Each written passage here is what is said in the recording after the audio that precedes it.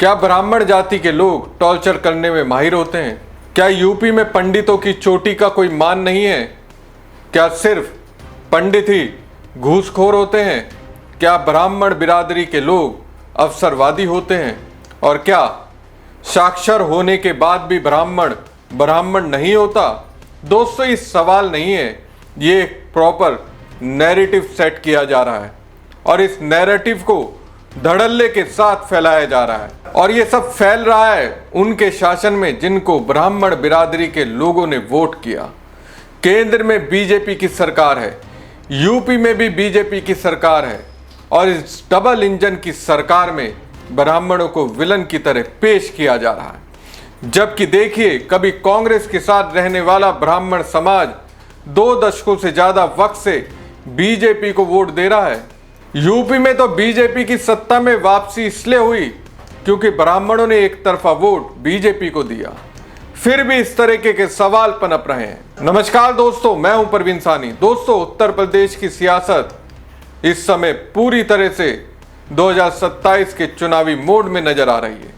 इसी दौर में बीजेपी का पक्का वोटर्स उनके हाथ से जा रहा है। ब्राह्मणों के खिलाफ सीएम योगी के राज में एक के बाद एक ऐसी घटनाएं हो रही हैं जिससे ब्राह्मण समाज नाराज है। हर बार आश्वासन बीजेपी की ओर से ब्राह्मणों को मिलता है, लेकिन फिर से उसे दोहरा दिया जाता है। यूपी में प्रसिद्धीय परीक्षाओं के प्रश्न पत्र में सवाल पंडित शब्द पर आया और घमासान शुरू हो गया। कक्षा 7 के संस्कृत के क्वेश्चन पेपर पर पंडित शब्द के इस्तेमाल पर ब्राह्मण समाज ने आक्रोश जाहिर किया है। विरोध प्रदर्शन करने वाले ब्राह्मण समाज के लोगों का कहना है कि जानबूझकर समाज को अपमानित करने की कोशिश की जा रही है। दोस्तों, प्रसिद्धीय स्कूलों में वार्षिक परीक्षाएं चल रही हैं। मंगलवार को कक्षा 7 के संस्कृत के क्वेश्चन पेपर में एक पहेली पूछी गई जिसमें लिखा गया था, वह कौन है जो बिना पैर के दूर तक जाता है? साक्षर है लेकिन पंडित नहीं। इस प्रश्न पर ब्राह्मण समाज के लोगों में उत्तर प्रदेशीय प्राथमिक शिक्षक संघ के संगठन मंत्री ब्रजेश दीक्षित का कहना है कि यह जानबूझकर किया जा रहा है। ब्राह्मण समाज को जानबूझकर अपमानित किया जा रहा है, यह बर्दाश्त नहीं होगा। ब्राह्मणों का आरोप है कि कक्षा 7वीं के जिस पाठ से इस क्वेश्चन को लिया गया है उसमें ऐसी कोई पहेली ही नहीं है। यह क्वेश्चन किसी व्यक्ति ने जानबूझकर बनाया है ताकि ब्राह्मण समाज को अपमानित किया जा सके। क्वेश्चन के आंसर में 4 विकल्प दिए गए हैं। इसमें वायु, पक्षी, पत्र और बादल आंसर के विकल्प दिए गए हैं। फिर भी उसमें पंडित शब्द को जोड़ा गया है। उन्होंने बताया कि इससे पूर्व पुलिस भर्ती परीक्षा और राजकीय प्रवक्ता की परीक्षा में भी ऐसा ही एक क्वेश्चन जोड़ा गया था। दोस्तों, ऐसा नहीं है कि यह पहली बार हुआ है। इससे पहले यूपी में दरोगा भर्ती की परीक्षा में ब्राह्मणों को टारगेट कर एक सवाल पूछा गया था। परीक्षा में अफसर के अनुसार बदल जाने वाले सवाल के विकल्प में पंडित ऑप्शन दिया गया था, जिसे लेकर सियासी बवाल मचा। दोस्तों, 14 और 15 मार्च को दरोगा यानी यूपी सब इंस्पेक्टर की परीक्षा आयोजित की गई थी। भर्ती परीक्षा में सामान्य हिंदी के क्वेश्चन पेपर में सवाल पूछा गया था, अफसर के हिसाब से बदल जाने वाले को क्या कहेंगे? इस सवाल के जवाब के लिए 4 विकल्प दिए गए थे, जिसमें पहला पंडित, दूसरा अवसरवादी, तीसरा निष्कपट और चौथा विकल्प के रूप में सदाचारी। ये सवाल सामने आते ही विरोध शुरू हो गया। पंडित को गलत अर्थों में दिखाए जाने को लेकर ब्राह्मण समाज नाराज है। जब ऐसी घटना घटी तो सरकार की ओर से डिप्टी सीएम ब्रजेश पाठक को आगे किया गया। उन्होंने पुलिस भर्ती परीक्षा के क्वेश्चन को लेकर जो विवादित विकल्प दिए गए उस पर अपनी कड़ी आपत्ति जताई।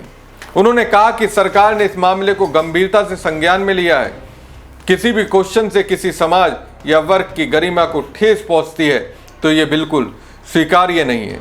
इतना ही नहीं, सीएम योगी ने भी सभी भर्ती बोर्ड को निर्देश दिए कि किसी जाति धर्म को लेकर अमर्यादित टिप्पणी ना की जाए। ये कतई बर्दाश्त नहीं होगी।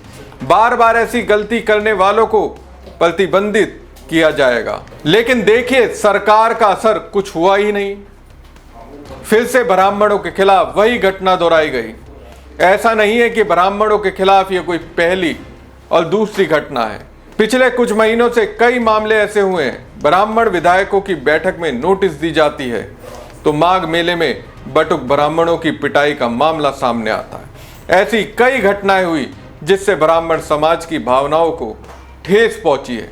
हालांकि इन मामलों में प्रत्यक्ष रूप से शामिल न होने के बाद भी सरकार को जवाब देना पड़ रहा है और बीजेपी की छवि को झटका लग रहा है। जवाब तो देना ही होगा, आखिर सरकार भी तो बीजेपी की ही है। उत्तर प्रदेश में दिसंबर 2025 में विधानसभा सत्र के दौरान बीजेपी के कुछ विधायकों ने लखनऊ में बैठक की थी, जिसे ब्राह्मण विधायकों के शक्ति प्रदर्शन के तौर पर देखा गया था।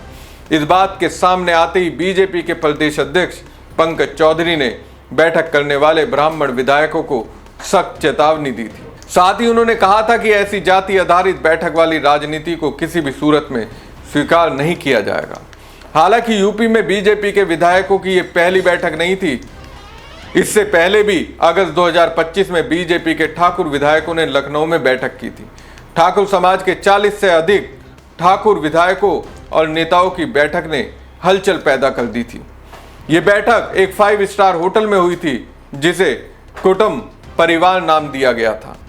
ऐसे ही लोध और कुर्मी समुदाय के बीजेपी विधायकों की बैठक हुई थी, लेकिन उन्हें ना कोई नोटिस दिया गया और ना ही चेतावनी।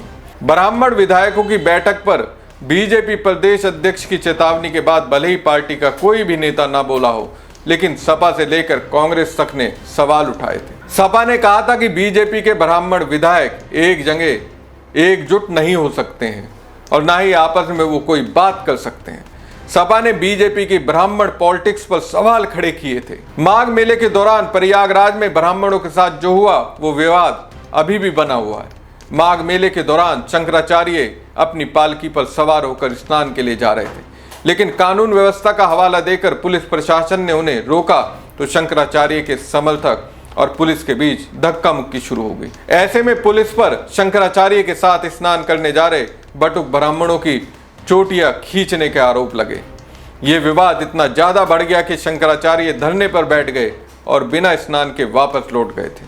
शंकराचार्य के साथ प्रशासन के रवैये और बटुक ब्राह्मणों की चोटी खींचने के मामले को सपा और कांग्रेस ने राजनीतिक मुद्दा बना दिया। मामला बहुत ज्यादा बढ़ा और ब्राह्मणों की नाराजगी को देखते हुए डिप्टी सीएम केशव प्रसाद मौर्य ने इस घटना का विरोध किया तो डिप्टी सीएम ब्रजेश पाठक ने अपने सरकारी आवास पर करीब 1 महीने के बाद 100 बटकों को बुलाकर सम्मानित किया। इस तरह ब्राह्मणों की नाराजगी को दूर करने की कवायद ब्रजेश पाठक करते नजर आए। सिनेमा को समाज का आईना माना जाता है। ओटीटी प्लेटफॉर्म नेटफ्लिक्स के लिए एक फिल्म बनी घूसखोर पंडित। फरवरी 2026 को फिल्म का टीजर जारी हुआ, जिसमें मनोज वाजपेयी एक भ्रष्ट पुलिस अधिकारी की भूमिका में है, जिन्हें पुलिस महकमे में पंडित कहा जाता है। फिल्म के नाम को लेकर ब्राह्मण समुदाय ने देश भर में विरोध जताया। सड़क पर प्रदर्शन हुए, फिल्म के पोस्टर जलाए गए। यूपी में सबसे ज्यादा विरोध हुआ। ब्राह्मण संगठनों ने इसे अपमानजनक बताते हुए विरोध किया। इससे उत्तर प्रदेश में एफआईआर और सुप्रीम कोर्ट तक मामला पहुंचा। ब्राह्मण समुदाय के लोग फिल्म के टाइटल घूसखोर पंडित रखने को लेकर ब्राह्मण समाज को बदनाम करने की साजिश बताते हैं। विवाद बढ़ने पर निर्माता नीरज पांडे ने शीर्षक बदलने और प्रोफेशनल सामग्री हटाने का फैसला किया। मामला सुप्रीम कोर्ट तक पहुंचा था। अदालत ने फिल्म रिलीज करने से पहले नाम बदलने का फैसला किया। साथ ही फिल्म सर्टिफिकेट जारी करने वाली संस्था सीबीएफसी को नोटिस भी जारी किया गया। अब तक फिल्म का बदला हुआ नाम तय नहीं हो सका है। बात यहीं तक नहीं है। देश के शिक्षण संस्थाओं में दलित और ओबीसी समुदाय के छात्रों के साथ होने वाले भेदभाव को खत्म करने के लिए यूजीसी ने नए नियम बनाए थे। इसे लेकर ऊंची जाति के लोग सड़क पर उतर गए थे। सड़क से सोशल मीडिया तक सबसे ज्यादा यूजीसी नियमों का विरोध ब्राह्मण समुदाय करता नजर आया। इसके बाद बरेली के सिटी मजिस्ट्रेट पद से अलंकार अग्नोत्री ने अपने पद से इस्तीफा दे दिया। उन्होंने अपने इस्तीफे की वजह प्रयागराज माघ मेले में शंकराचार्य के शिष्यों के साथ कथित दुर्व्यवहार और नए यूजीसी नीतियों को कारण बताया था। यूजीसी का विरोध इतना ज्यादा हुआ कि सुप्रीम कोर्ट को सुनवाई करनी पड़ी। अदालत ने यूजीसी एक्ट 2026 पर रोक लगा दी।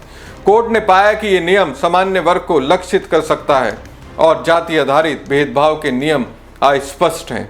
मुख्य न्यायाधीश सूर्यकांत की बेंच ने इस बात पर चिंता जताई कि नए नियम सामाजिक बंटवारा कर सकते हैं, तो जस्टिस जयमाल्या बागची ने कहा, नियम ऐसे लगते हैं जैसे कि वो सामान्य वर्ग को टारगेट कर रहे हैं, जो संवैधानिक एकजुटता के खिलाफ है। ऐसे में केंद्र सरकार फिर से नए नियम बनाकर अदालत के सामने रखे। दोस्तों, उत्तर प्रदेश में ब्राह्मणों की नाराजगी बीजेपी के लिए सियासी टेंशन बढ़ा सकती है। यूपी में करीब 10% से ज्यादा ब्राह्मण वोटर हैं, जो बीजेपी का परंपरागत वोट बैंक माना जाता है। ब्राह्मण समाज का 85 से 90% के बीच ब्राह्मण समाज बीजेपी को वोट करता है। ऐसे में ब्राह्मणों की नाराजगी का सीधा नुकसान बीजेपी को होता है। बीजेपी में ब्राह्मणों की उपेक्षा का मुद्दा 2017 के बाद से लगातार उठाया जा रहा है। ब्राह्मण विधायकों की बैठक ने इस असंतोष को उजागर किया, जिसके बाद पार्टी को डैमेज कंट्रोल करना पड़ा। अब जिस तरह से एक के बाद एक मामले सामने आ रहे हैं, उससे चुनावों में बीजेपी के लिए एक बड़ा खतरा बनता नजर आ रहा है। ब्राह्मणों की शिकायत है कि उन्हें बीजेपी और सरकार में उचित सम्मान नहीं मिल रहा है और उनकी बात नहीं सुनी जा रही है। कुशीनगर के विधायक PN पाठक ने बैठक करके ब्राह्मणों के कर्तव्य और अन्याय के खिलाफ खड़े होने की बात कहकर पार्टी नेतृत्व को परोक्ष संदेश दे दिया, लेकिन पार्टी के प्रदेश अध्यक्ष की सख्त चेतावनी के बाद भी वो भी खामोश बैठ गए। अब यूपी परिषदीय स्कूलों की परीक्षा में जिस तरह के साक्षर ब्राह्मणों को पंडित ना कहने की बात कही गई है, यूपी दरोगा भर्ती में जिस तरह से क्वेश्चन पेपर में ब्राह्मणों को अवसरवादी कतार में लाकर खड़ा कर दिया है, उसके चलते बीजेपी का बेस वोटर ब्राह्मण समाज उनसे दूर हो रहा है और अपने लिए नई सियासी ठिकाने तलाश कर रहा है। हमारी खबर आपको कैसी लगी कमेंट बॉक्स में कमेंट करके जरूर बताएं। साथ ही पेज को ज़्यादा से ज़्यादा लाइक और शेयर कीजिएगा। धन्यवाद।